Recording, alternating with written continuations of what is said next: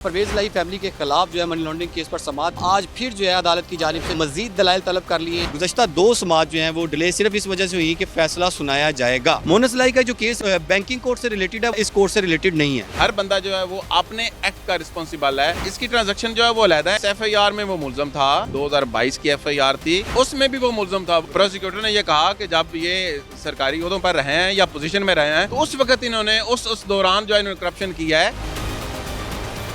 अस्सलाम वालेकुम, public digital के साथ मैं हूं सलमान अमान। मैं इस वक्त FIA सेंट्रल कोर्ट के बाहर मौजूद हूं, जहां पर परवेज लाई फैमिली के खिलाफ जो है मनी लॉन्ड्रिंग केस पर समाअत थी और गुज़श्ता समाअत पर जो है अदालत की जानिब से दलाइल मुकम्मल होने के बाद बरियत की दरख्वास्त पर जो परवेज लाई की थी उस पर फैसला महफूज कर लिया गया था। आज फैसला सुनाए जाने का इम्कान था, ताहम आज फिर जो है अदालत की जानिब से जो है वो मज़ीद दलाइल तलब कर लिए हैं। हमारे साथ इस वक्त वकील जो हैं परवेज लाई के वो मौजूद हैं, हम इनसे बात करते हैं। अच्छा सर, ये बताइएगा कि गुज़श्ता 2 समाअत जो हैं वो डिले सिर्फ इस वजह से हुई कि फ़ैसला सुनाया जाएगा। उसके बाद आज जब बात शुरू हुई तो आप ही की जानिब से जो जजमेंट दी गई थी उस पर अदालत ने कुछ नकात उठाए। अदालत ने कहा कि आपने जो मुझे ये जजमेंट दी है, फ़ैसला जो करना है वो इस जजमेंट को मद्देनज़र रखते हुए किया जाए। उसमें ये नुक्ता उठाया है कि यहाँ पर जिस बात का जिक्र हुआ है वो ये है चौधरी फैमिली। दूसरा, अदालत ने ये नुक्ता उठाया कि जो मोनस लाई के केस की आपने जजमेंट अदालत में जमा करवाई थी, मोनस लाई का जो केस है बैंकिंग कोर्ट से रिलेटेड है, वो इस कोर्ट से रिलेटेड नहीं है। बिस्मिल्लाहिर्रहमानिर्रहीम। शायद आप जानते होंगे चौधरी फैमिली जो है वो चौधरी ज़हूर लाई से शुरू होती है। अगर आप उनका ख़ानदान देखेंगे तो उनके ख़ानदान में इस वक्त 100 के करीब लोग हैं। तो ये नहीं हो सकता कि चौधरी फैमिली का अगर नाम आ जाए तो पूरा ख़ानदान जो उसमें इन्वॉल्व हो जाता है। इसमें सुप्रीम कोर्ट की एक जजमेंट है, काजी फैज़ी साहब वाली जो है 2020 है, गालमन 80 मार पेज 1 है। उसमें बड़ा क्लियर लिखा हुआ है कि हर बंदा जो है वो अपने एक्ट का रिस्पॉन्सिबल है। जिस तरह वो कहा गया कि उनकी मिसेज़ के अगर नाम की ट्रांजैक्शन हुई है काजी फैज़ी साहब के नाम की, तो वो उसमें काजी साहब जो है वो उसमें इन्वॉल्व नहीं होंगे। ये केस भी इस तरह है। चौधरी साहब का देखना होता है कि मनी लॉन्ड्रिंग में एलिगेशन जो है वो बड़ा स्पेसिफिक होता है कि इनके ऊपर जो एलिगेशन है वो देखना यह है कि इनके अकाउंट से कोई ट्रांजैक्शन हुई है, इनका कोई डायरेक्ट जो लेन देन है, या ये किसी कंपनी के CEO हैं या किसी कंपनी के ये मालिक हैं। ऐसा कुछ नहीं है। अब वो जो जजमेंट थी वो इसलिए थी कि इसकी ट्रांजैक्शन जो है वो अलग है। इस जजमेंट में ये जिक्र हो चुका है। वो पहले की 2022 की FIR थी, वो सिर्फ जजमेंट जो है वो 16/23 था उसमें पढ़ी जानी थी। 18/23 जो है उसमें वो नहीं पढ़ी जानी थी, क्योंकि 16/23 जो है वो वाजिद खान के ऊपर एक FIR है। जो 2022 में एक FIR हुई थी उसमें भी वाजिद खान मुलज़म था। आज जो है FIA के तफ्तीशी ऑफिस की जानिब से भी बताया गया है कि वाजिद खान एक FIR में मुलज़म ही नहीं है, तो वो फिर इश्तिहारी क्यों रहा?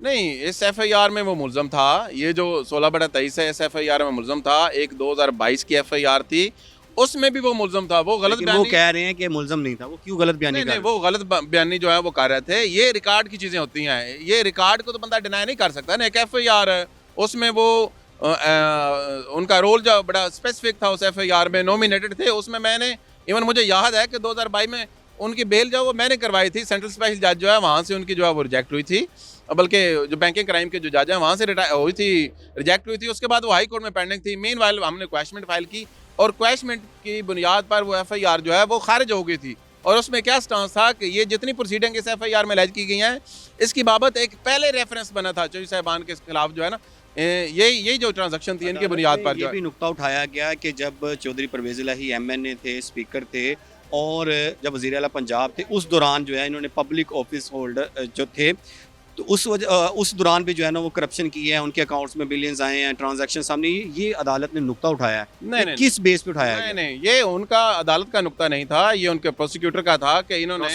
प्रोसिक्यूटर ने ये कहा कि जब ये सरकारी ओहदों पर रहे हैं या पोजीशन में रहे हैं तो उस वक्त इन्होंने उस दौरान जो है इन्होंने करप्शन किया है। भाई, अब किसी पोजीशन में रहना जो है ये करप्शन के ज़ुमरे में तो नहीं आता ना। वो इलेक्शन लड़ के आते हैं तो उसके बाद जो है वो आगे बंदा बैठता है, पोजीशन पर आता है। तो अब करप्शन जो है, करप्शन के बाबत जो है कोई ऐसा डॉक्यूमेंट होना चाहिए, कोई ऐसी आपके खिलाफ जो है डायरेक्ट एलिगेशन होना चाहिए। वो नहीं है, वो चीज़ इसमें मिसिंग है। वो जब तक जो है वो चौधरी साहब के साथ कनेक्ट नहीं होगी तो चौधरी साहब को आप इसमें गिल्टी नहीं कर सकते। वो किसी डील के तहत बाहर आए हैं? नहीं, डील ऐसी नहीं है। अभी आप बरियत का जो फैसला था उस पर डिले क्यों किया जा रहा है? क्या आपको क्या लगता है? नहीं, हम इसमें बिल्कुल डिले नहीं कर रहे हैं। हमने अपने आर्गूमेंट्स जो है वो कर दिए हुए हैं। ये कोर्ट की प्रोसीडिंग है। कोर्ट जो है वो बड़ा सोच समझ के चलती है। जो चीज़ उनको रिक्वायर्ड होगी वो हम उनको देंगे। एक एक डॉक्यूमेंट जो है हमारे पास, एक एक चीज़ जो है वो हमारी ट्रांजैक्शन जितनी है वो सारी क्लियर है।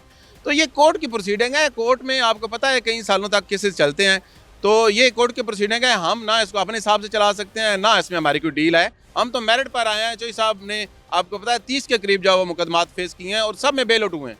हमारे साथ इस वक्त कारकुनान भी मौजूद हैं, वो बड़े पुरजोश थे कि आज जो है वो बरियत की दरख्वास्त पर फैसला आ जाएगा। अच्छा मैडम ये बताइएगा कितनी पुरुमीद थी और आपको क्या लगता था कि आज जो है फैसला आ जाएगा, तो आज क्यों नहीं आया, तो अब क्या तासुर क्या है? मुझे तो वो आज उम्मीद थी कि इंशाल्लाह जिस तरह हमारे वकील साहब हैं ये लगे हुए थे, क्योंकि सच सच होता है, झूठ झूठ होता है। और मुझे बड़ी तकलीफ हुई है, दुख हुआ है कि एक बेगुनाह आदमी को आप ऐसे ही अंदर दे रहे हैं। तो मुझे ये ये बताएं, फूल बन गए। फूल नहीं लेके आई आप? फूल मैंने- निशावर नहीं थे घर में? मुझे तो पता कि यार मैंने फ़ोन किया पीछे कि फूल लेके फूल लेके आए, लेकिन जब आगे देखे तो वो फिर मैंने कहा पीछे के पीछे रहूँ। अच्छा हमारे साथ दूसरे कारकुनान भी मौजूद है, कहाँ से आप आए हैं? जी मैं मुजफ्फरगढ़ से आया हूँ सर। मैं सिर्फ ये इतना कहना चाहूँगा कि एक दरवेश आदमी पे, एक अल्लाह के वली पे आपने झूठे मुकदमे बनाए हुए हैं। कोई उसमें हकीकत नहीं है, कोई हकायक नहीं है। सारे केसेस जो है चौधरी साहब पे, 80 साल उनकी उम्र है, वो 80 साल बुज़ुर्ग के साथ आप इतना जुल्म और जबर कर रहे हैं। वो सिर्फ इसलिए कर रहे हैं कि आप मोहसिन पाकिस्तान हैं, आप मोहसिन इस्लाम हैं। आपने हर दौर में इस्लाम का परचम भी सर बुलंद रखा, आपने हर दौर में, और इतने मेगा प्रोजेक्ट दिए आपने हमेशा साउथ पंजाब को अपना दूसरा घर समझा और साउथ पंजाब के लोगों से आपने मोहब्बत का इजहार किया, बड़े बड़े प्रोजेक्ट वहाँ पे लगाए। चौधरी साहब का सिर्फ कसूर ये है कि वो उन्होंने अवाम की खिदमत की, उनका कोई जुर्म नहीं है। मैं हल्फन कह सकता हूँ कि चौधरी परवेज़ अली का कोई जुर्म नहीं है। उनका सिर्फ जुर्म ये है कि वो 25 करोड़ अवाम के नुमाइंदे हैं, 25 करोड़ लोग उनसे मोहब्बत करते हैं और उन्होंने पंजाब की लोगों की खिदमत की है और वो इसी खिदमत की सज़ा। बहुत शुक्रिया। लाहौर के FI सेंट्रल कोर्ट ने केस की जो समाअत है वो 18 दिसंबर तक मुलतवी कर दी है और अदालत ने आइंदा समाअत पर जो है मज़ीद दलाइल तलब कर लिए हैं। जी।